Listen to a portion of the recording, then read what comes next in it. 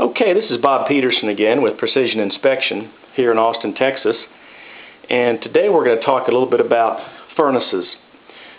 This happens to be a gas upflow furnace, but my comments will also apply to a horizontal furnace, which is typically found in an attic. And most of my comments will also apply to your electric furnace. But first of all, let's talk about filters. There are many different types of filters, and this is the one that you want to use.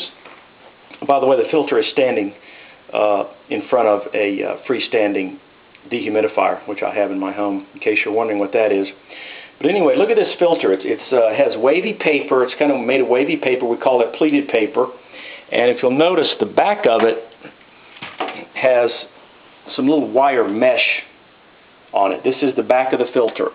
And if you'll also notice, there is a little arrow on the filter, which means that the air must go through that filter a certain way. We see a lot of filters installed backwards, and they're just not going to work as well as they should. There are many different types of filters. The industry likes this one the most because it filters very well, but it doesn't reduce the airflow through the equipment. And when you're talking about air conditioning, heating equipment, you want good airflow. And to the extent that the airflow gets reduced, the equipment is not going to be happy, and it's not going to cool or heat as well as it should. Okay, back to this gas furnace. Let's talk a little bit about the parts on here first, and I'll point to them as I'm talking about them. Down here is your blower, okay? Right here is your computer motherboard. All modern furnaces are controlled by a computer, and God help you if that thing breaks, because that thing's about $300 plus installation. By the way, I have taken the panels off the front of this furnace. If you just open your closet door and look at your furnace, it's not going to look like this because there are panels covering all this equipment. Here are your burners. Okay. Here is your gas regulator valve. Here is your flue fan, which blows the carbon monoxide and other byproducts of combustion up the flue. And here's your flue, and that of course goes through the attic and out the roof. This pipe right here is your drain line. That is draining the water to the outside of the house that your air conditioning produces during the summer.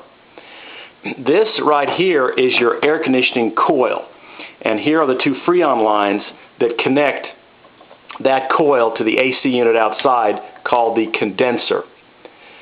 And up here is our supply plenum, and this goes up into the attic, and all the ductwork attaches to it, and of course goes into the different rooms. Down here is our gas shutoff valve. Can you see that? And this of course connects to our gas line that goes into the furnace and connects to the gas regulator valve. Now, lastly, this right here is a little automatic shutoff valve. If you have an AC unit upstairs or in your attic, you should have one of those little guys, because it will shut the equipment off if the drain stops working. You know, if it gets plugged up or clogged, it'll shut the equipment off so that the water doesn't start, dripping out of your ceiling or onto your expensive wood floor or your carpet. That little automatic shutoff valve is about $20, $25, and it takes an air conditioning man just 15 or 20 minutes to install that, and I would recommend you put that on your equipment. Let's talk a little bit about maintenance on these gas furnaces. A lot of contractors will tell you that they should be looked at every year or twice a year or 3 times a year. That, in my opinion, is ridiculous.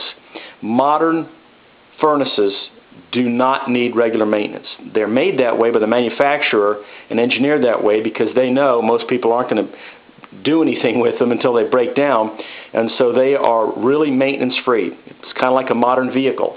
A modern vehicle can go 50,000 miles with no maintenance whatsoever other than oil changes. And furnaces are kind of like that today. This furnace right here was manufactured in 1994. Currently it's 2012. So this furnace is 18 years old and has been working perfectly for 18 years with no maintenance whatsoever, other than keeping the filter changed out. Speaking of the filter, It's down here in the bottom of the furnace. You'll notice, I'll get it close up here, you'll notice there's a bracket, a metal bracket holding down that filter. And that's very important that that bracket be there, because if that filter isn't held down, it'll pop up against the bottom of the blower when the system comes on, and all the air will go around it. Now, a lot of filters are behind these return air grills, and that's fine. In fact, having a filter behind that return air grill is probably a little more convenient than pulling off the panel cover that goes here and lifting up that bracket and getting to the filter that way. By the way, this black filter that I have in here is a washable type, and I know I told you a minute ago to use only depleted paper filters, and I still recommend those. But if you're going to go with a washable type filter, you want it to be kind of a thin one. They make a lot of real thick ones called electrostatic filters or allergy filters, and they really restrict the airflow through the equipment, and you really don't want to do that. Like we talked about earlier, airflow is critical through this equipment. So if you're going to use a washable filter, you make sure it doesn't restrict the airflow through the equipment. This filter came with the unit, so it was designed and manufactured for this piece of equipment, so I'm going to use it. But do keep them clean. Okay, this gas furnace obviously needs oxygen for the burners to combust. And you'll notice right here inside the closet, and next to it right here are the so-called fresh air vents. There's the bottom of the other fresh air vent. Those are so-called fresh air vents, or combustion air vents. Because I'll back up here a little bit, you'll notice there's a solid door on this furnace closet. So when I close that solid door, where's the oxygen going to come from? Well, in this case, it's going to be coming out of the attic through these combustion air vents. And those go up into the attic, so now the furnace pulls oxygen out of the attic for the proper combustion of the burners. If you live in an older home, probably, I'll say the mid-70s or older, this door right here might have some louvers in it, some openings in it. Because back in that day, it was allowable for the furnace to suck oxygen out of the living space through a louvered door. That is no longer allowed. We want a solid door on your furnace closet. And it's no longer allowed because if this flue right here stops drafting the carbon monoxide outside, and the carbon monoxide backdrafts into the closet, well, if you have a louvered door here, that carbon monoxide would just come right into the living space and potentially cause some health problems or even death.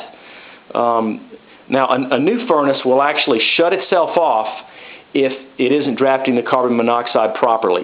But an older furnace didn't have those safety devices. And so we like the unit to pull the oxygen out of the attic. So if you have a louvered door right here, you replace it with a solid door, and you add a couple of combustion air vents just like these in the closet. And if you'll notice, one of them is kind of up high in the closet and the other one is kind of down low. Okay? If you're not going to replace the door, then just block off the louvers with some sheet metal or some duct board or a piece of plywood. So that's about it for a furnace. They're pretty complicated these days, but again, they are maintenance free. I know contractors will disagree with me, but I've been doing this quite a long time. And here's a good example in my own home. An 18-year-old furnace that has needed no maintenance whatsoever since it was manufactured and installed in 1994, other than keeping the filter clean. There are some parts that do wear out. In this particular case, nothing is worn out. Maybe in a couple of years I'll have to replace something, but these furnaces last a long time. I have furnaces in some of my investment property that were built in the manufactured and installed in the 70s and early 80s. So they are 30 to 35 years old. They're working perfectly. They're perfectly safe. They're not as safe as a modern furnace, but they're working just fine. And my contractors are always trying to get me to replace them, but they never seem to have a good reason to replace them other than they need a paycheck that month. So that's about it for an upflow gas furnace. All the comments I made regarding this upflow gas furnace apply to your horizontal furnace, which would be in an attic. Okay, if you have an electric furnace, a lot of my comments would apply, but obviously any comments related to gas or burners or flues would not apply.